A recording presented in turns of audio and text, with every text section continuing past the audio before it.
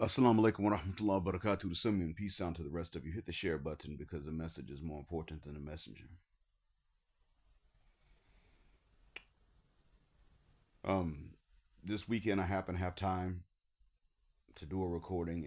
We're still very busy. Teaching two classes a year, 1.5 is a lot of work, and by the same token, it does teach me a lot to show to you guys. And one thing I want to talk about is um, the further explanation of the climate of the cucking of Akash Singh. And even if his wife Jocelyn overstated and exaggerated for purposes of comedy and to play a character, which is very possible, the fact remains that she still took truth in order to exaggerate. And the truths she took are bad enough. She is still a dingbat, very shallow, and she's willing to truly embarrass any nice guy that loves her, or even just any inexperienced man that loves her. She stated that she broke up with Akash because of a lot of stresses and much of them being financial, and she said that was the best decision that she made before they married. She stated she does not cook or clean because she doesn't feel like it, and he buys her a bunch of nice things. These are things I tend to believe. Now, Cardi B said, I don't cook and I don't clean, but let me tell you how I got this ring. And then later on, she was sweeping and cleaning. But Meg the Stallion is now doing exactly these same things and being all domestic for a man that um, many simply say is not black enough for her to atone for what she did to Tory Lanez. And I suspect that it's more about height than it is complexion. But it would also depend on which part of Texas she's from. I forgot if she's from Dallas or Houston. Dallas is a place about which I don't know. Houston is a place where no, light skinned guys are not really sought after that much. Um, Not openly, at least. Exceptions can be made if you're very tall and very athletic, and if a lighter skinned man on the Gulf Coast will be sought after by someone of her age and her social standing that she used to have even more of before Tory Lanez, then it will be someone that's in the NBA.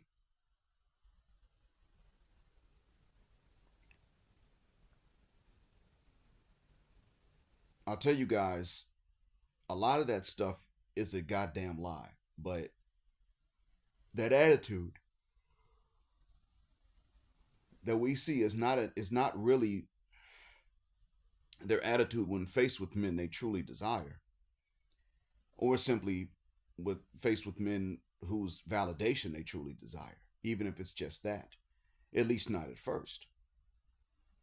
That attitude that says I don't cook and I don't clean, the attitude that Jaslene is showing is real attitude that most of us are going to get, and that's why this rang so true for us.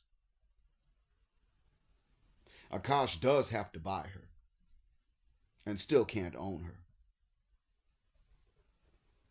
She misses a whole phase. She wishes she had more of one in which she actually had. And if she had a roster of two, even though roster does not imply two, if she had that and she popped her punani in front of these white frat boys, again, understand that still means that she was lying somewhere about being a virgin because, frankly, no. We know white boys. They barely tolerate this from white women. What non white women do you think they're going to tolerate popping their punani all over the place, but then won't get them some? They're not playing about that.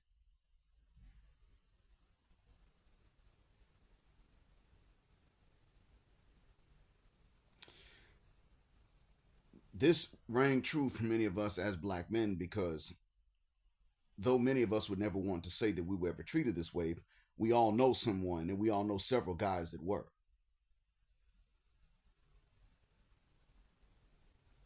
And we could look at women and tell why these women would have treated these guys these way.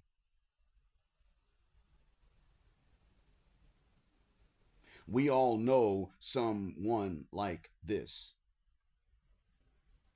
Someone that got played exactly like that. Someone that had to do so mother cuss word much in exchange for so mother cuss word little.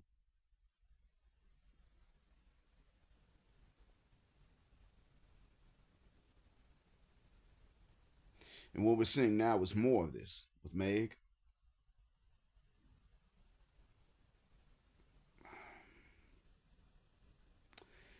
But with Meg,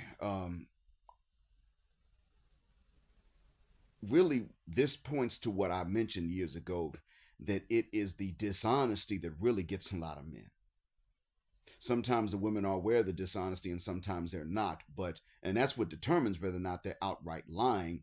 But we are aware of the inconsistencies and the dishonesty. And the older the women get, the more likely they are to know that they're lying. Well, let's say they're more likely they are to know that they're being inconsistent, which makes it a lie. And it's not only that, but it's also what we see in terms of how they will treat someone like Akash, not because of anything really truly wrong, but just because of the other women he hasn't experienced. That part we do know. That's why we can look at things that might be jokes and say that's still too realistic of a joke. Make no mistake about it, black men, every community is about to vanish as we know it for sexual reasons. Different communities are going to be more so about nomenclature and a few customs that survive. They're not really going to be about actual heritage, undiluted anymore. Neither the Indian community, nor the Latin American communities, because they're not all one, nor the Asian communities, nor the black community.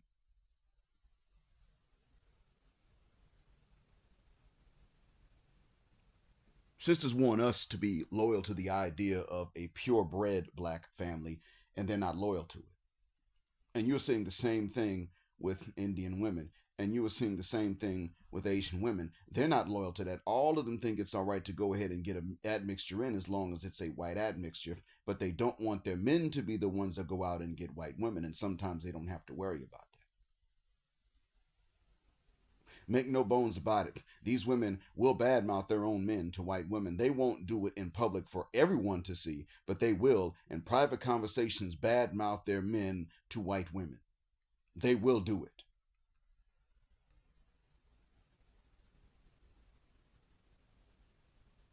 Asian women don't want to see Asian men with white women, even when they don't want the men themselves.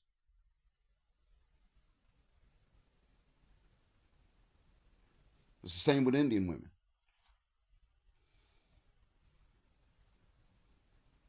It's the same thing with a lot of them.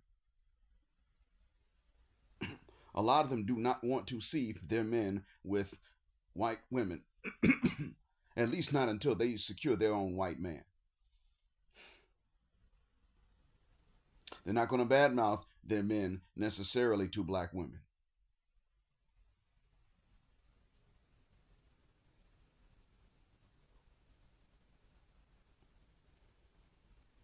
Not this to the same extent, because they're not going to show us their own dysfunctions.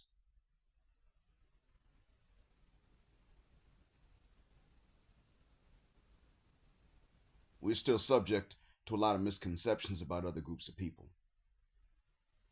And it's not always our fault, but I do want us to be aware of the opportunities to find out if ideas we have are misconceptions or real ideas.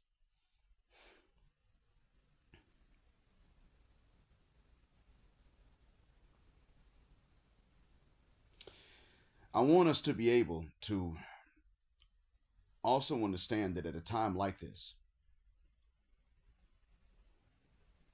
because of this very reason, it doesn't make sense for black men to be at each other's throats about nationality. Some people have pointed out, and I won't say their names, but some have pointed out that those who oftentimes started this whole no, or they started this pointing the fingers at black women, later on decided to start saying that FBA should get with each other, even though the main women at whom they were pointing fingers for bad behavior were FBA.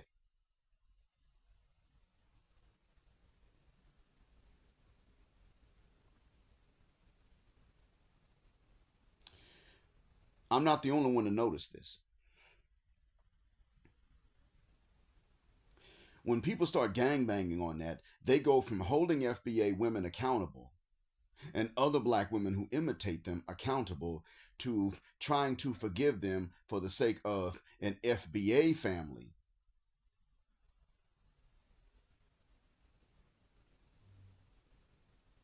I don't regret for 1 second that once I got my first divorce, I never went back to an FBA woman.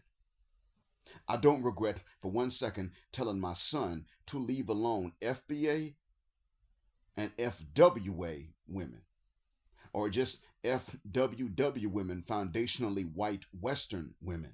I don't regret for 1 second telling my son to leave all of the Westernicias be, whether they came from outside and wanted to be like the Westernicia or they were already Westernicias by heritage. I don't regret for a second that I told him to leave them alone for his own benefit. He'll have enough challenges in any marriage. If they're in love and he married a good woman, there are going to be enough challenges. Why compound that with an American? I know why you don't do that.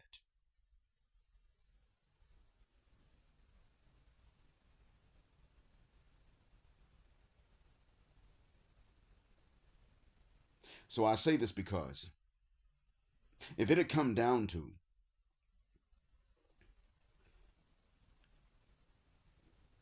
us having to choose between forgiving them without holding them accountable, and that means not choosing them, not validating them, not approaching them, not courting them, not pursuing them, because nothing else teaches them that. They said that. They told BGS that.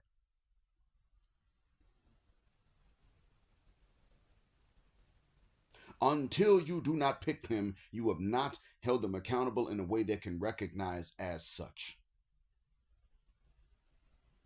And some people that are in these nationality beefs are beginning to sit up and say things about entire nationalities because of what divisions of them do.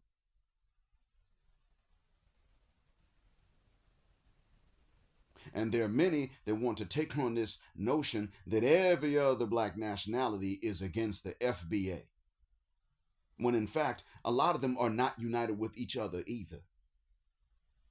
Most Somalis are not walking around thinking good or bad about black Americans.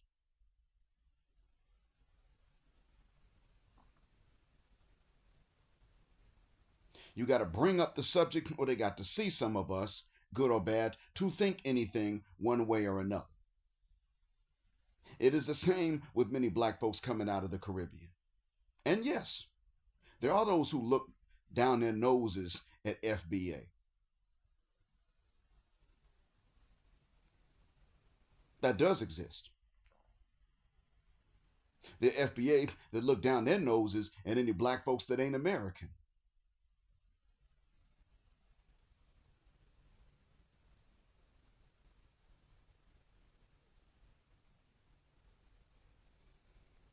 Every group has traitors and turncoats. Every nationality within our race has anti-black members that don't like black folk in general. They don't even like themselves much. They damn sure don't like black folks of any other background.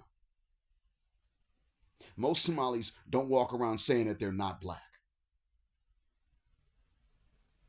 They'll tell you that they're not black American per se, or that they're not Bantu, but most of them don't walk around saying they're not black.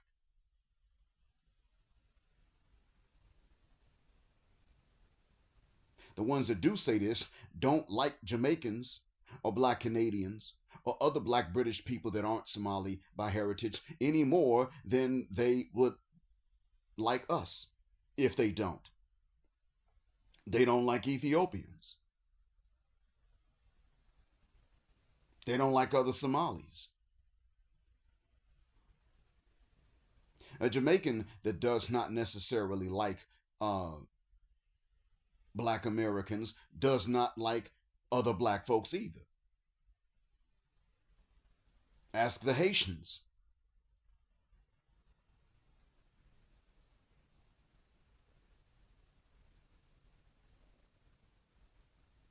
A Dominican is not going to sit up if they're talking about, I know black. They don't sit up there and think that, okay, well, the Nigerian is better than the black American. It's all of us against the FBA. No, they don't like anyone black, period, including black Dominicans or Haitians. So, as I stated before, our division is going to be between those of us that are not a bunch of rat bastard race traitors that are anti black and those of us who are. And unfortunately, what we've seen is that many black nationalities of women, by their own standards, are not because they're black women and I don't like them. I don't even dislike them per se, but it is because they don't want to see their men with white women, but they want a white man. These same ones, they want white men, and they'll tell you this. They'll make a joke about one of them getting with a white woman, but they want to get a white man as soon as they can. And they'll say it. And you'll be looking at them like, what the F is wrong with you? Some of them even got the nerve to sit on a podcast with no disguise, looking at a camera with a microphone in front of them. I know it's hypocritical, but so what? That's the reason why it is that I got to tell brothers, do not approach these sisters. I don't have to tell most of you not to approach white women. A lot of you won't do it. Even if she's nice to look at, she got to come and get you if she's white. Most of you are on that time. But I got to tell, the fact is I still got to tell brothers, don't be approaching Western sisters or Westernized sisters. Because if no one says it, you'll do it. Because that's your preference.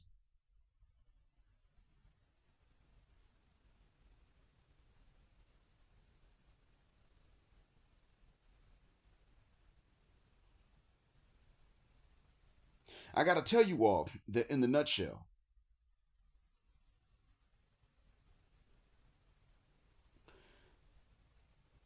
these that are talking about FBA fighting with everybody else, even when they themselves are not with Western sisters or with sisters at all, still want to tell you that we got to work with them and that we got to go back to them to try to build exactly the same thing on the same terms that already failed and didn't work. For which other black groups were right in saying we will not imitate the FBA. Now, there are times to imitate us, and there are times not to. There are times for us to imitate others, and times not to. But when they were right to not imitate us, it was based on things that were demanded and dictated uncompromisingly by the sister with whom we would have had to have a fully FBA child, an FBA family.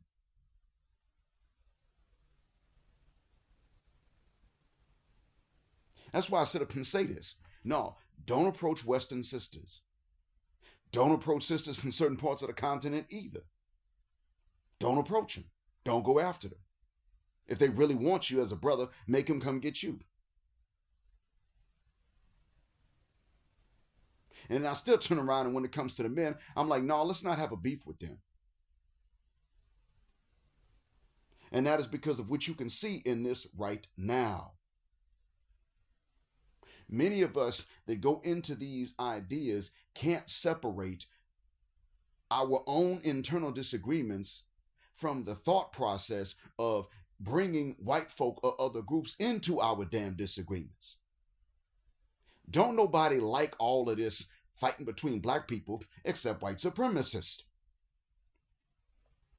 It's too convenient for someone like Trump if black Americans are going to join white folks in bad-mouthing Somalis. And no, my wife is not in town this weekend as I'm recording this, so I'm not scoring points with her by saying this. I'm saying it because it's real. We don't gain anything if we were to sit up and say, yeah, the Somalis, this, that, and the other. What about white folk? Some of y'all might say, well, you know, Jib Black, you from the Gulf Coast. You're not from Minnesota where they call it Little Mogadishu. Okay, fair enough. I'm not from there. It's too cold for me to live there. You're right. Let me ask you this, though. What are the place names in Minnesota? Not just the state, but what are the place names of Minnesota?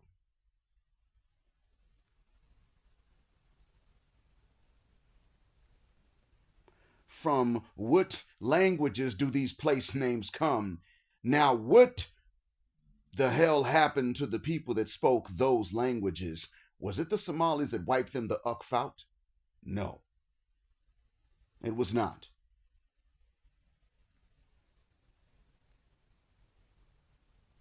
Who did? Why are they gone?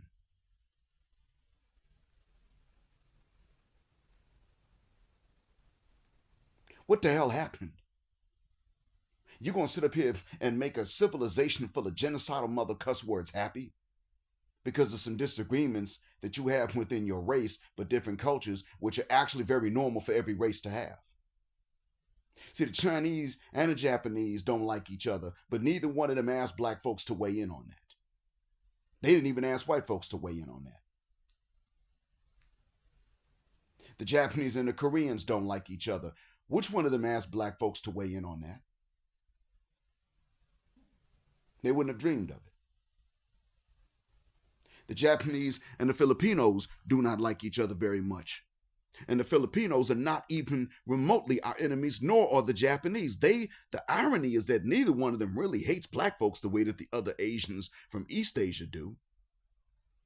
But neither one thought to ask us to weigh in on that. And they didn't need to. So why would we sit up here and be willing to side with a genocidal civilization against other victims of the alternatives to genocide? Because that wouldn't have worked with us.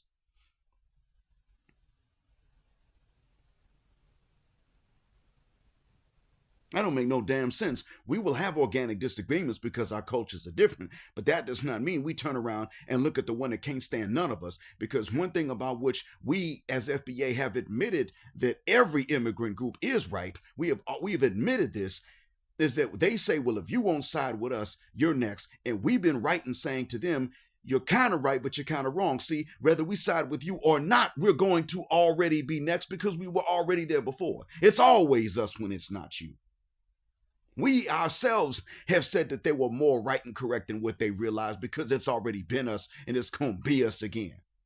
We're just not willing to extend ourselves for a bunch of racially confused mother cuss words that'll never return the favor.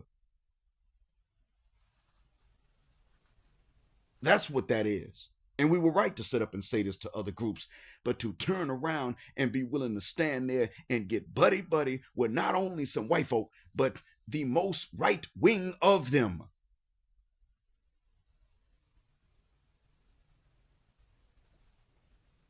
Because we feel like we just better than other black folks of other nationalities. Well, that's treachery. It's treachery when they do it, and it's treachery when we do it. You ever stop to think that at a time when it is that three African nations form an alliance and began to start making improvements as best they can, and people inside say it's working, have you ever stopped to think about why the hell it is that at the same time this goes on, all of the anti non-FBA rhetoric would be riled up against all other black folks? I mean, at this point, we will sit up and trash talk other black folks more, and we done got to the point we forget about non-black folks that actually are pro-white and anti-black.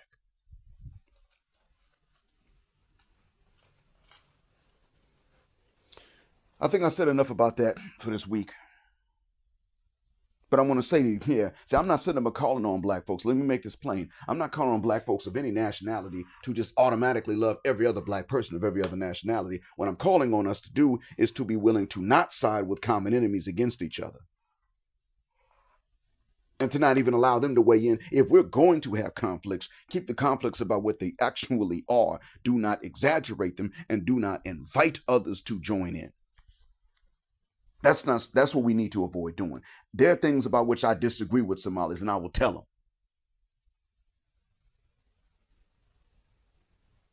My wife and I have had these discussions very civilly. But I'm going to say to y'all this. We're going to handle that. I'm not going to sit up here and have you all come jump in on our cultural debates. What I look like telling you all to do something like that? That's my marriage.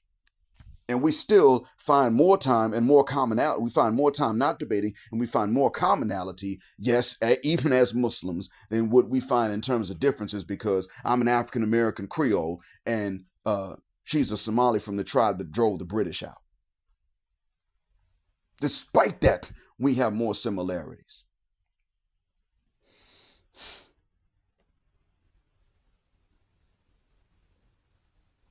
Do you think for 1 second that I would sit up here and with us being African and Muslim, that I'm going to sit up here and go walk up and slap hands with some Italian Catholic and say, yeah, man, you and I, we can see eye to eye because we both from the West. They backwards over there. You think I'm going to do that? No, I'm going to look at that Italian like, well, you were part of the goddamn problem with your corrupt ass. How many of them in Somalia speak very good Italian to this day because of what the hell y'all forced them to do? Screw you. And if she and I had an argument and you found out about the argument, what business is it of yours? If you stay the hell out of it, we won't turn around and gang up on your punk ass. That's how you handle internal business. And some of you say, but they ain't family though, Black. They ain't family. We don't have a choice but to understand that we are related anyway.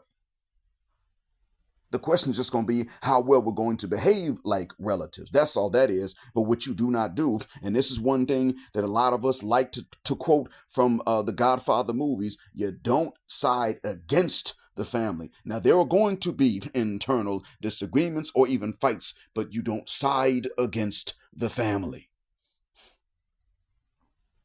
Fredo was allowed to look at his family members and say to them, listen, the opposition is right about this particular point.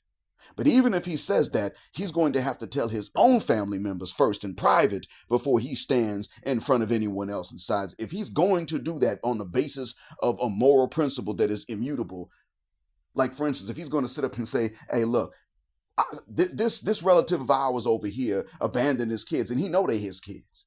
He abandoned them. That we cannot do this as a family. We cannot stand with him as a family when this is what it is that we're doing. Because if he abandons his own kids, he needs to be abandoned. Those kids are also our family. Let's say he says this. Now, he's absolutely right. He still needs to tell this to his family members before he stands up in front of someone else's family and makes this stance public. This gives people a chance to think about what is actually morally just, and it gives family members a chance to discuss with each other and then make a moral decision as a family, preserving both their morality and their family unity and solidarity. This is how we handle these things. Because even if we all aren't going to like each other because no race does, we do have to understand that on the basis of race alone, we have more than one enemy. We got a main enemy, and then everybody else that listened to them and their ideas of racial hierarchy is also an enemy. What the fuck are we doing fighting with each other about cultures, and we'll sit up here and invite somebody else from a completely different race that doesn't like us to weigh in? Some of us are like, yeah, man, I'll go and lay down with that woman from China, but screw them Africans. Excuse me?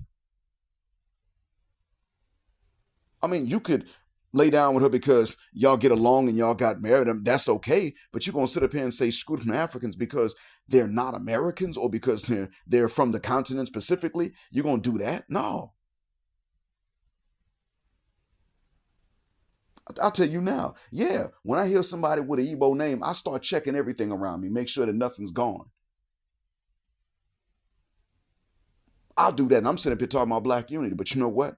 Everybody, no matter even if they are Igbo, they start off individually, they start off neutrally with me. And when they show themselves to be honest, we good.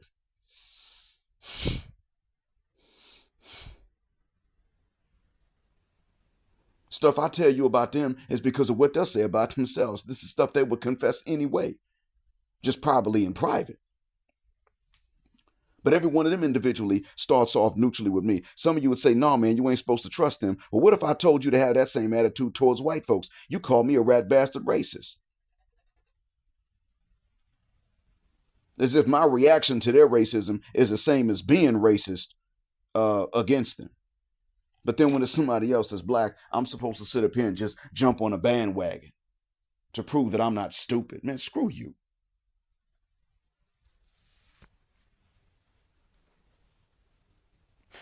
Let me go ahead and move on to the next point right quick.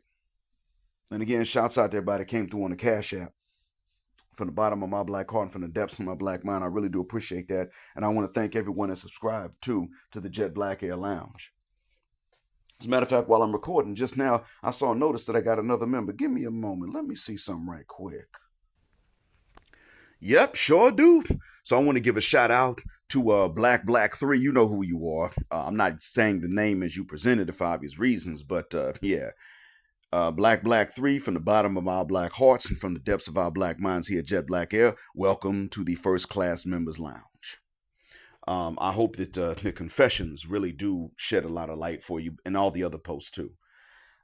So with that being said, I'm going to move on to this next topic, y'all. The next topic is going to be about what BGS covered, and he covered it in response to another video that a lady put out, a former teacher whose video he featured. And she said that these kids now, these Generation 8, they don't read, they don't think critically, they don't do a lot. And I'm going to tell you that it doesn't necessarily just have to be their generation. This is a problem that is affecting many age groups, and it is a problem that is affecting many nationalities. It's not just in the States. People will say, well, you know, the Chinese are really gung-ho about education. China has a cheating problem. Their academic pressure is too goddamn much. They won't let a kid be a kid. So cheating is a problem for them. They believe in both learning and cheating because of the academic pressure under which they fall. That's not all. I don't really know how many people in Japan are cheating, but I do know that people are killing themselves. They've gone too far on the other end. But let me tell you all about what's going on over here. I'm teaching 18 to 22-year-olds plus one 31-year-old. I gave them an assignment. I said to them, listen, a lot of you complain about English, and I don't blame you because there are ways in which English is just a crazy language. Nobody can blame you for how you feel frustration at times. But let me tell y'all this. This is what I want you guys to do to teach each other something. I want you guys to do some research. Find out different facts about different languages. You guys like to use AI anyway. This is your chance to use it for something constructive. You are then going to present to each other information about a language you found for which you feel justified in promoting as an international language the way English is now. You can't do English, you can't do Arabic. Later on, I'll say, okay, you can pick Arabic, but you got to really justify why it's good as an international language. The ones who chose it could not make a good case for it. They couldn't do it. If they had said it's simple, they would have been lying. If they had said it's very organized, they would have been telling the truth. So, none of them, they talked about it's rich, it's old, it's religious, it's all this other stuff. I'm like, what about it makes it a good choice for an international language, especially if we're going to replace English? See, I was asking them to think analytically, to think critically, and they couldn't do it. And this is the thing. They came back and they started with the same few languages. The most commonly promoted language was Spanish. Now, to their credit, the ones who promoted it were able to state good reasons that Spanish should be a good international language. I had 2 students that promoted the Indonesian language, which is actually the Malay language derived. And they were able to come with some good reasons for it. I had some that promoted Japanese, and they were able to come with some good reasons for it. I had some one that I think one or two that promoted Japanese, two promoted Italian, and they were able to come with some good and bad reasons. Some reasons just didn't make a difference one way or another, like who speaks it and culture and all this and other. But they had some other reasons about Italian itself that were actually not bad. They were pretty good reasons to make it international. But they didn't have any critical thinking, any analysis. A few of them chose French, and every time some of them also chose Mandarin, and every time they chose French or Mandarin, they had to tell us the disadvantages because those were so easy to find, because really neither French nor Mandarin is easy at all, and the difficulties outweigh their ease. And they had to tell us this because they knew I would have questioned them. Now, what I said to them was look for information on different languages, teach each other some stuff everybody doesn't know. They didn't do that. They went to the same few. I'm like, what the fuck is wrong with y'all? So I asked both of them yesterday, both classes that did this. I asked them, did you look for information on different languages, or did you take the language you like and try to find out why it should be international? And they all said they did the second, with about 2 or 3 exceptions. One student, one of my better students, chose an Australian native language spoken by the Anangu tribe, but the name of the language is Patajanjara,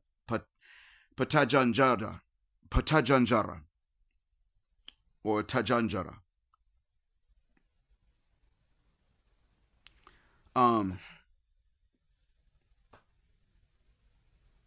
Sometimes they don't even pronounce the T and they just call it Pajanjara. But in any case, he chose that language. Now, the name of the tribe again is the Anangu. And he actually came with some good reasons for that language. And then, just as a joke, he said, now, as an auxiliary, I promote Guerrilla Sign Language. Now, this was as a joke, and it was just something extra. And that was a roast on me, but I also get to roast him back, which I had done in class already. So that was okay. But to make a long story short, he was really the only one that actually did some critical searching in his class, plus 2 other students that chose the Malay language, and they got the idea from me. I didn't tell them why I picked it, but they looked at least. So they didn't really do the same thing that this student did who found the Anangu tribe's language. So I had to say to them, okay, y'all followed most of the instructions, so you're going to get your points for this. But I did ask you guys to go and look for information about languages that others didn't know, and y'all didn't do it. I didn't write that down, so that's on me. But I did tell y'all to do it vocally, and y'all didn't. You still don't understand what academia is. You still don't understand what education is. You still don't understand analytical thinking. Now I know why it is that quite a few of them don't even belong in the advanced level of English, and yet there they are in my class looking at me blinking and fucking up every other sentence they say. Now I get it. They've been cheating. They've been cheating on the placement test. And when they cheat on the placement test, they wind up in advanced because they cheated. And then I get them along with the other advanced professors, and they're right in there with the honest students that actually belong there, and then they got to fail.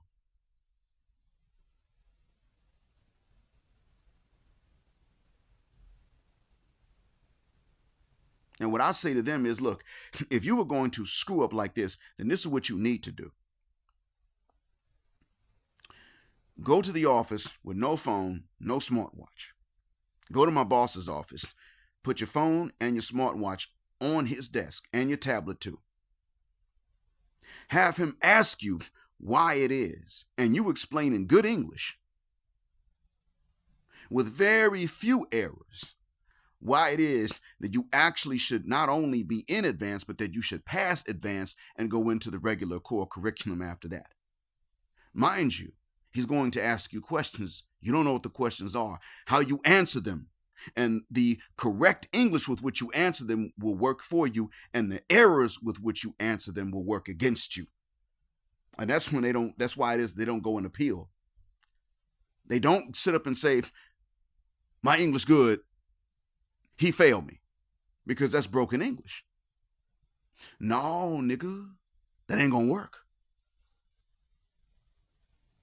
Plus, they can't leave their phones alone, the devices, they get distracted, all that stuff. And I began to realize that even in writing in their own language, they are ucked fup. They're terrible at it. They suck. Analytical thinking is something they can kind of do if it is for the purpose of backing up their own opinion, and even then they suck at it. They can't do it when it comes down to preparing themselves for somebody else's opinion. They're not capable of doing it. And the students I found that were, are also very good in English.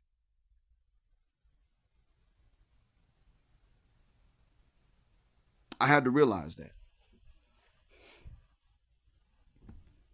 But they suck in English when they also suck in analytical thinking. And even when they speak Arabic, they can't speak formal Arabic. They can only speak slang, and that's jacked up. They can't be bothered with academia and education and intellect. They can't be bothered with analytical thinking. It's like the few extra calories that burns are too much for them.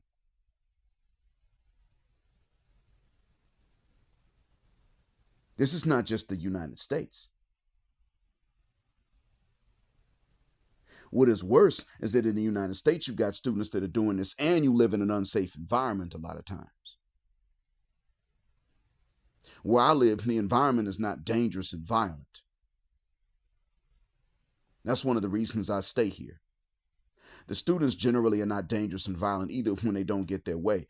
See, students here will cheat because, for the most part, the culture might tell teachers to just pass them and let them go, but the system is not told to do that. Whereas where you live, if they fail 3 times, they're still just administratively passed anyway.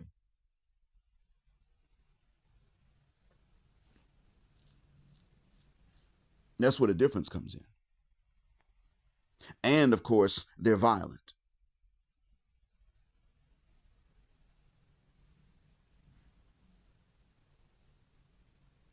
But one of the things that really does strike me about both of them is that even up into age 18 and 19, they don't take accountability. That part bothers me on both sides of the ocean. Here where I live and over there where you are, they do not take accountability. They suck at it. And they are worse over there in the States than what they are here where I live. But both of them are terrible at it. Both of them are really bad at taking accountability. Where you live, they actually believe that the systems should change to accommodate them, and sometimes it does. Where I live, they don't really think that the system should change. They just think that human beings should apply the system leniently to them. That's the slight difference that makes all the difference in the world. Slight difference in thinking that really drastically affects the environment. That's how they view it here versus how they view it there. Both of us are absolutely dealing with those who believe not only in no analytical thinking, but who also believe that they should get the outcomes in life of analytical thinkers without doing the analytical thinking. They both believe they should have that. Both of them do.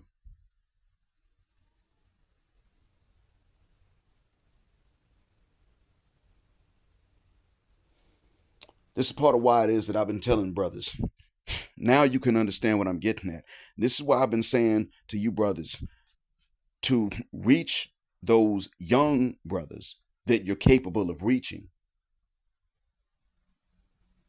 This way, while other communities are simply telling their kids to try to achieve whiteness and white validation by being good students and being academically successful and being model minorities, we will actually be telling our boys how to be self-sufficient as much as anybody can be, how to be safe from not only a system that wants to exploit them, but even how to be safe from the women who mirror them that are going to want to exploit them and damn near demand the ability to do so.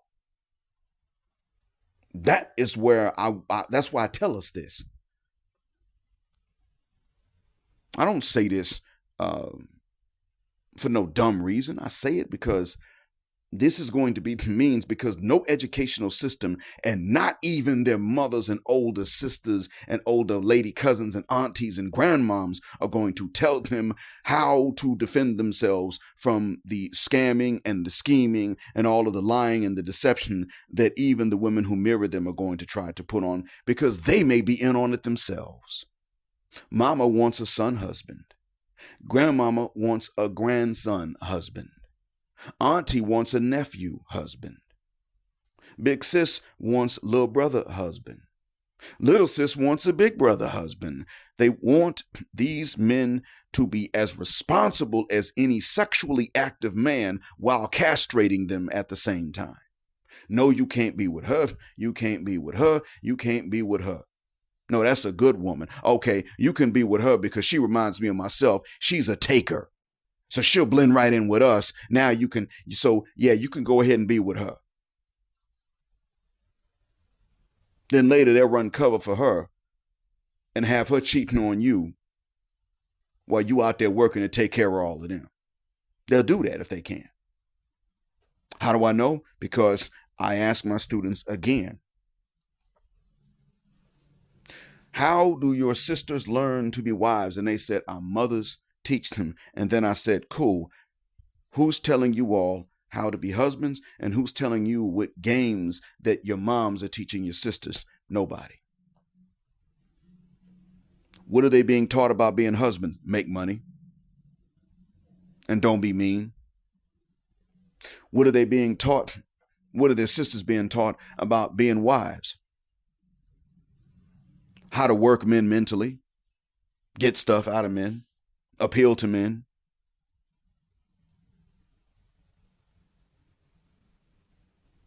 That's what they're being taught. How to take care of things domestically. Yes, they're taught that too, but they're also taught, and most of them are not good at that. Most people will tell you Saudi women are not very good domestically. They put on makeup. They tell you to order dinner. They want to go shop, drop the kids at a babysitter, or have the maid look after the kids and come home, chill out with their friends. That's what they want to do. So even with the training, they don't even want to apply it a lot of times.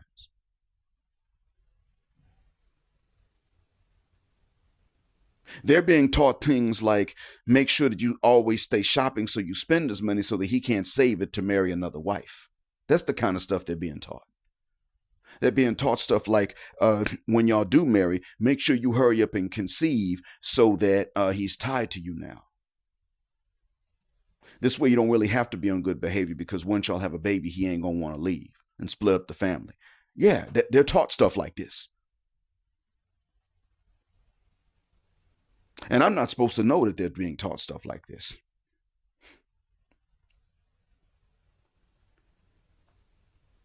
I'm telling us to reach these young brothers with what we know for the reasons that I just now told you. The system does not want, that educational system you have does not even want them to be analytical thinkers.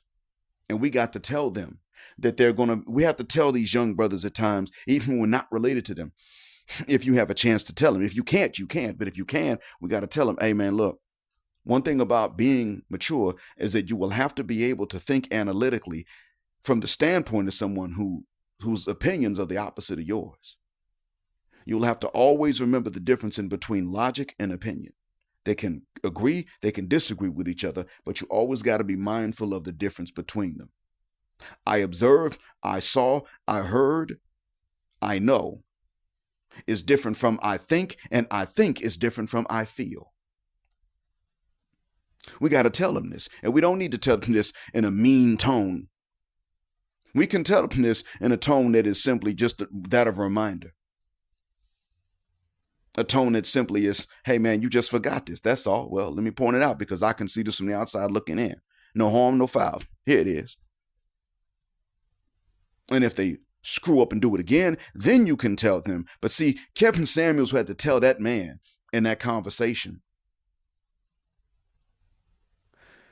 multiple times because that man was already an adult talking like, I feel, I feel, I feel, I feel.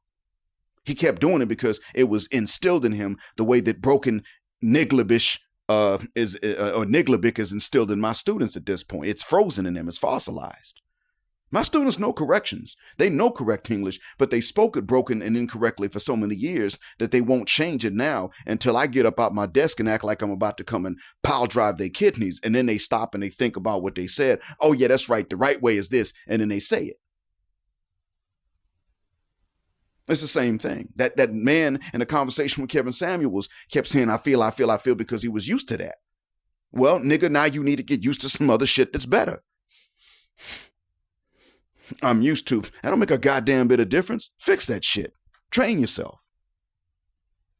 And that's another thing we'll have to tell some of these young brothers. Hey, man, look, young brother, let me just tell you this.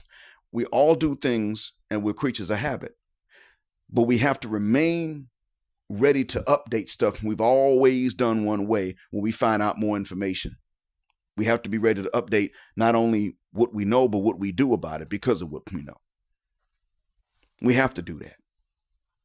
You got people that worship pictures for years. They hang up a picture of Jesus on the wall and pray to it.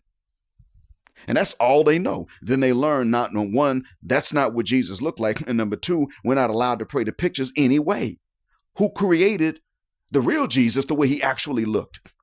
That is to whom Jesus prayed. So you got to go ahead and pray to that without seeing this entity, this creator. You got to pray to this creator.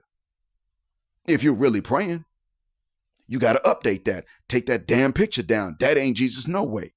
And damn sure don't pray to it or any other image for that matter.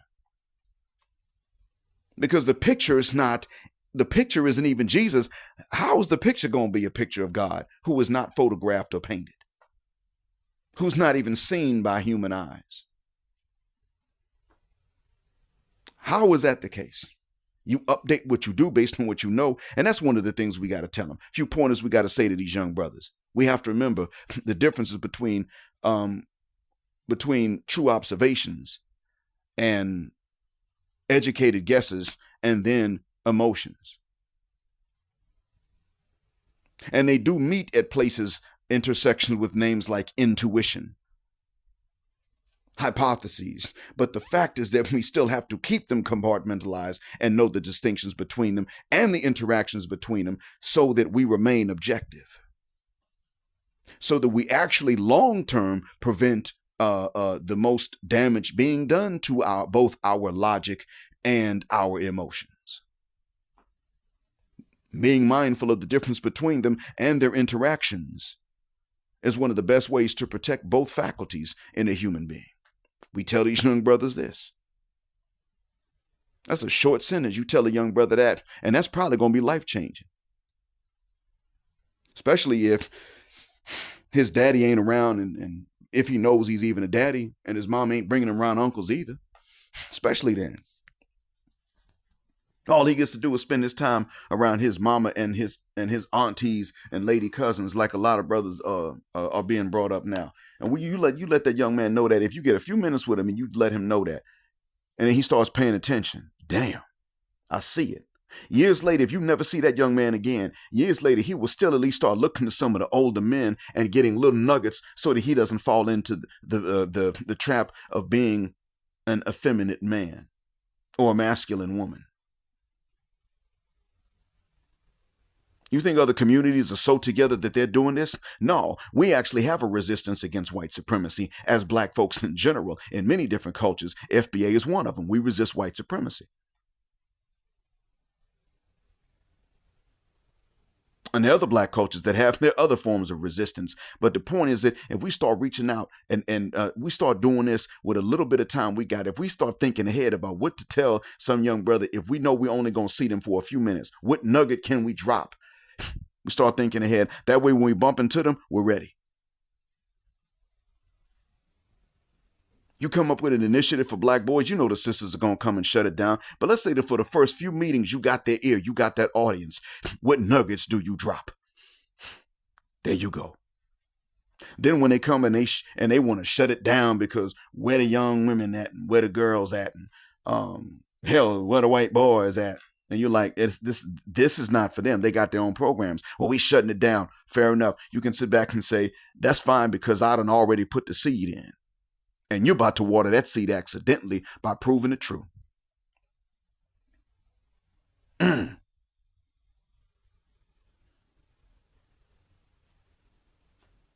We start doing this. You want to talk about what's going to get us ahead? That's going to get us ahead. That right there.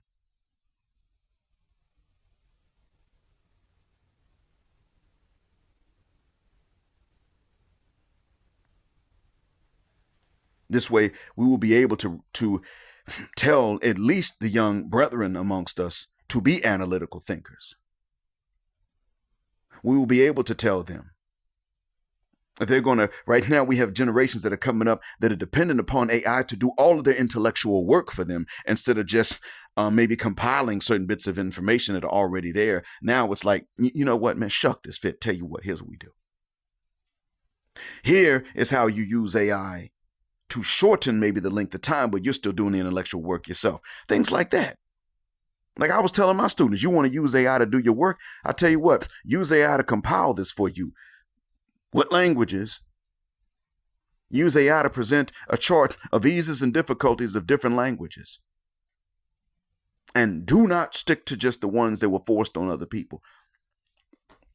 Now imagine you tell some young brothers, you can ask AI to maybe find some info for you, but you are the one that has to come to the conclusions based on the information in front of you.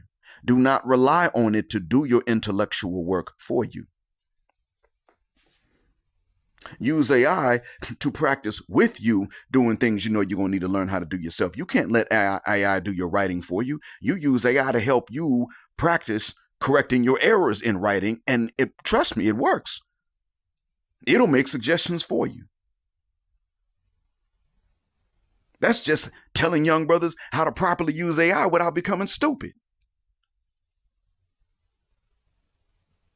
You think other communities, elder men or middle-aged men are telling their young men this? They're not having those conversations.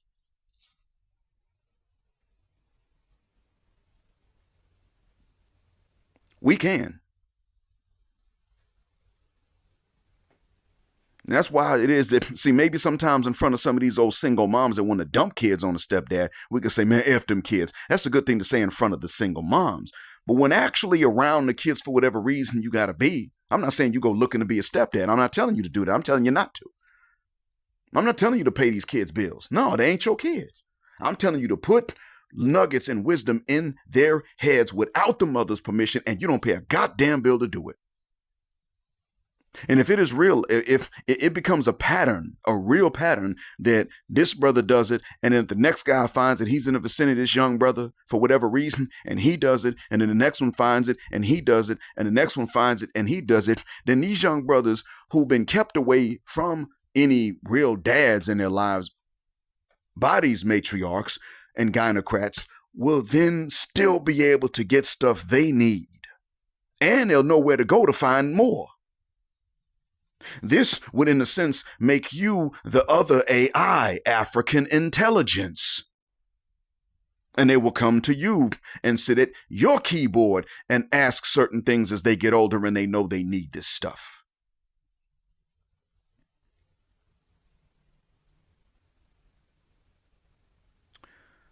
So we can say in front of the single mom, yeah, F them kids, but we can still say in front of each other, no, teach them kids. Not a long lesson. You ain't got time. You will not have opportunity. No, but reach them. Teach them a bit at a time. Water the seed. And don't pay a damn dime to the mom to do it. Because it's war. That's a war they declared.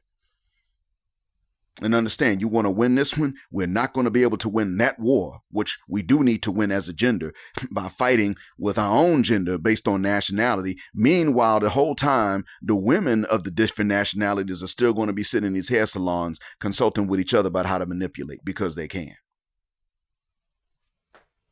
Oh, don't worry. Onyeka, that divestiture, will sit up in that hair salon and say to Sapphire, don't worry. I will go and tell my man to stay at odds with your man. And you do what I tell you to do. and your man will follow and do what it is that you want. We do this back home in Nigeria, and I will take what you said to me, and I will keep my husband stirred up against your husband. This way, I can also apply your tactics, and then the two of us can spend more time here in this hair salon. Just taking it easy. And Sapphire's going to be listening to her and rolling her neck and rolling her eyes and being like, girl, you ain't never lying. All I got to do is sit up and trash talk your man to my man. But girl, look, don't be sneaking behind my back to go and F my man, because I can't deny him none if somebody else is going to give it to him. So don't do that. Don't worry. I already know that. We know that. Why do you think our men cheat so much? We are always withholding the vagina from them to get what we want. We know they have somebody else. And then we embarrass them and we drive the other woman away and we're back at square one. If he wants to get some coochie, he must do what we say. The only difference is that our men do this for a little while. We catch them, we drive her away. Your men, maybe they don't do it at all, or they do it all the time. And they hide it from you better. That's all. As a matter of fact, don't even worry about it. What you can always go and get another sausage. They are men. Go to the bar. Have a quickie in the bathroom and you are done. He'll never know. If he's going to have somebody else, you know she's not going to just do what you're doing with the man in the bathroom. See, they talk, they compare notes. So while we're sitting up thinking that we being real men because we fighting with each other over some BS, no, they're coordinating with each other. They may like each other, they may not like each other, but what they do both agree on is pressuring men to get stuff the way they want without paying the cost. And one of the ways that we can put a stop to that is by letting these young brothers know. Doesn't matter if his mom's Nigerian, Liberian, FBA, Brazilian, no mother cuss word matter. We let these young brothers know a little bit at a time when we have access to put a little nugget in their mind and then pour the water on. Water that seed, and then they will grow and take heed. And as they realize the need to know more, they'll come back and it will be you they sit down before.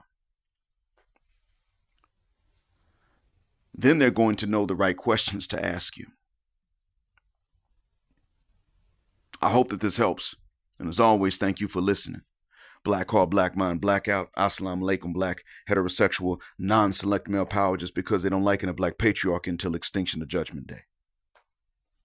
Again, as always, thank you for flying with us again here on Jet Black Air, where the phrase jet black is also a verb. Keep Jet Black with us till the wings and the wheels fall off. Gender, justice, forever.